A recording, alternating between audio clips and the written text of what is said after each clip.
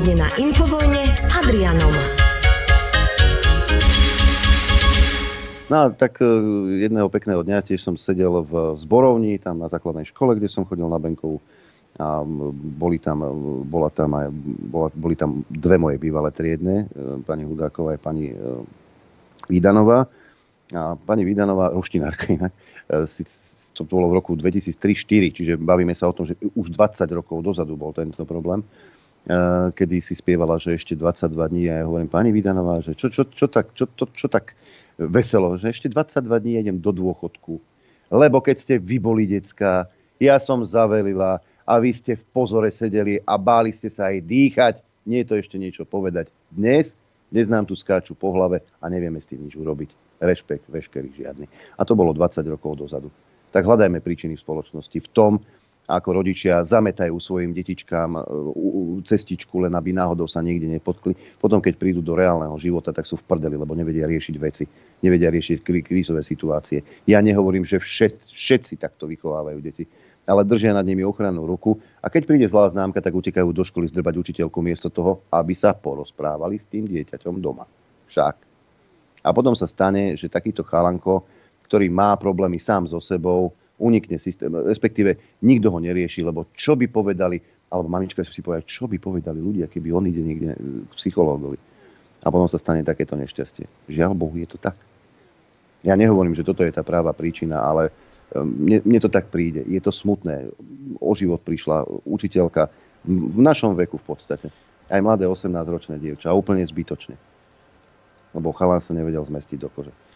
Ja som dosť radikálny v týchto veciach, ale pozrite sa, bude predpoveď, aj to vám teraz hovorím, že vylezú slovenskí odborníci a experti a budú hovoriť, jak ho matka nekojila, jak ho otec nepohľadkal, jak mal prievam v kolíske a neviem čo.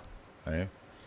A ja nevravím, že tieto veci netreba riešiť, vyšetriť, pozrieť a ja neviem čo, z jediného dôvodu, aby sa tomu dalo predísť v budúcnosti, ale nie na to, aby sa ospravedlňoval takýto čin. Hej. Po chvíli, keď ty sa rozhodneš, že ideš vraždiť a v tej chvíli, ako začínaš vraždiť, hej, ty si strácaš akúkoľvek záruku na svoj život. Hej, lebo ak niekoho vraždíš a niekto ťa pri tom chytí, tak ťa môže beztrestne zabiť. Hej. Takže v tej chvíli si sa vzdal absolútne práva na život. A budú vylízať, aké budú rozprávať a neviem čo. A ja to viem, lebo proste takto to je. Hej. A spoločnosť by mala dať jasný signál. Som zvedavý ten sudca, hej, že koľko mu dá. Alebo spoločnosť by mala dať jasný signál, že ak takúto vec urobíš, hej, sem sa už medzi nás nevrátiš, môj zlatý. Hej. Koniec bodka. Jedno, že máš 18 rokov, máš 50 rokov, to je jedno. Proste takíto ľudia v spoločnosti nemajú čo hľadať. Hej? A rodičia nech si spýtujú svedomie a pochybujem, že si budú. Lebo zavraždiť dve nevinné ženy, rozumieš, len tak, hej, ako nehnevaj sa na mňa. Za to musí byť ten najvyšší trest. Hej? Bez ohľadu na to, či mal prievan alebo nemal prievan v kolíske. Že? A či bol dole hlavou kolísaný. Ale vôbec celkovo v spoločnosti je taká nálada, veď vidíš to aj na tých zhromaždeniach a vidíš to aj z progresívnych médií, ktorým tečie do topánok. Dokonca Ďorď Dímeši na to upozorňuje na svojom Facebooku. Znie to strašne, ale jeden cintula im nestačil. Tí, ktorých samých seba nazývajú slušnejšou, inteligentnejšou, vzdelanejšou, osvietenejšou časťou spoločnosti, tí, ktorí nám mali nadiktovať, ako sa s tým a s kým máme žiť, katastrofálne prehrávajú. Prehrávajú nielen u nás, ale aj vo svete, v Nemecku, Francúzsku, Rakúsku, Holandsku, Čechách, ale najmä v Spojených štátoch. Zároveň prehrávajú aj boj o Facebook, kde po prehre Bidena rušia ich overovateľov pravdy, rozumej cenzorov. Prehrávajú informačný aj ten skutočný boj na Ukrajine. Prehrali boj o migrantov, čoraz viac krajín priznáva chybu v migračnej politike. Nepodarilo sa im prevychovať obyvateľov z nevedeckej, neprirodzenej dúhovej ideológie. No a napokon svet sa odvracia aj od samovražednej zelenej politiky. Jednoducho dvojtvárnej politiky zameranej proti ľuďom, proti národom, proti národným štátom, proti zdravému rozumu, postavenej na chorých ideológiách. a majú toho všetkého ľudia dosť. Deje sa tak aj napriek extrémnej podpore mainstreamových médií a to frustruje. Nepomáhajú protesty, šírenie paniky, fanatické náreky, strašenie, hystérie. Tak sa uchýľujú k tomu poslednému, čo im zostáva, k násiliu. Reportér denníka N. Andrej Bán včera, a nie prvýkrát, vyzýval občanov k činom namiesto slov a napísal toto. Myslíte si, že ak by bol v roku 1942 Facebook, výsadkári Jozef Gabčík a Ján Kubiš by nespáchali atentát na zastupujúceho ríšskeho protektora Heidricha, ale postovali by o ňom škaredé statusy? Ak tomu dobre rozumieme, dnes síce Facebook máme, ale písanie statusov nič nerieši. Prehrávame, spáchame ďalší atentát? Či ako si máme vysvetliť vaše slová? To, že ako demokrati nerešpektujete výsledky slobodných a demokratických volieb, teda vôľu ľudu, pretože ste prehrali, vieme. Rovnako to robíte v Rumunsku či Gruzínsku. Riešením teda má byť násilie páchané v uliciach alebo rovno na politikoch, ako nedávno v prípade Cintulu.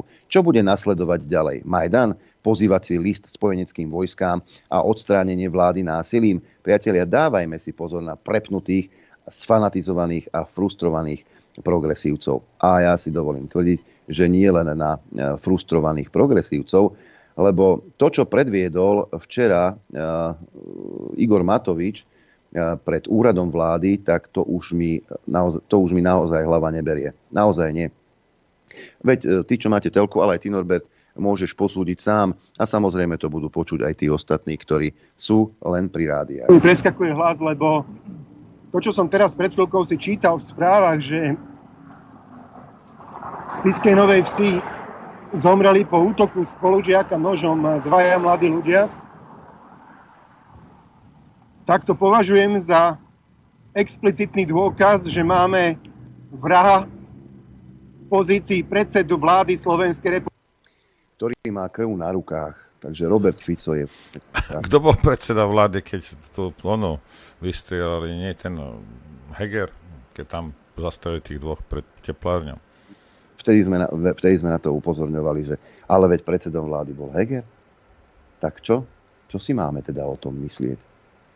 Dokonca ešte ten blázon sa vyštveral tam hore niekam na tú bránu pred úradom vlády. Na tú bránu, keď sa štverali iní, tak ich označoval Nade za opice. To, že sa tam štverali aj ľudia za slušné Slovensko, to je už druhá vec. Ale ja sa pýtam, kde bola ochránka. Zákon o tom, že 50 metrov od toho sídla sa má protestovať. Ako je možné, že Matovič sa vylípal na tú bránu hore? Nech mi niekto vysvetlí. Dokedy budeme trpieť tohto blázna v spoločnosti? Dokedy? Dokedy sa nájdu ľudia, ktorí ho budú do tej funkcie voliť? Však áno. Dokedy tu pôjdeme po povrchu, lebo im stačí lebo Fico, lebo Danko.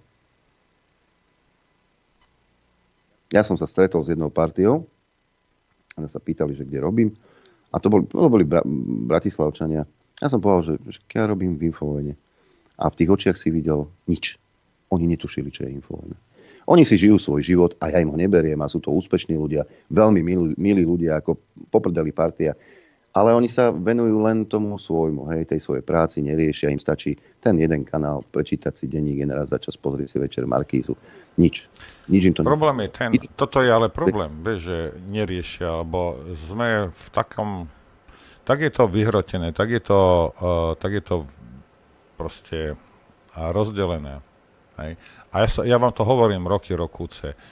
Ja poznám túto skupinu ľudí, alebo takýchto ľudí, to nie sú len na Slovensku, všade sú takíto ľudia. Toto sú ľudia bez skrupulí. Nezastavia sa pred ničím. Nič pre nich nie je nízke, mrzké. Hej. A odsúdenia hodné. Nič. A čím skôr to pochopíme, tým menej ľudí zomrie a tým skôr budeme mať normálne životy, lebo títo ľudia rozumejú iba jednej reči. A strana Smer, a súčasná vláda, to rečivo nerozpráva s nimi. A preto je to tak, ako to je. Preto Matovič sa postaví a povie, že Fico, hej, ako to naozaj.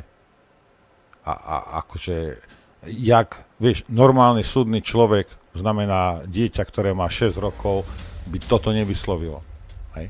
A tento šialenec proste je tam, lebo ho tam zvolili ešte šialenejší Slováci. A táto aj partia, čo ak sa nebudú starať, tak jedno dňa budú ale veľmi, veľmi prekvapkaní. Hej. A to platí pre všetkých. Počúvate Rádio Infovojna.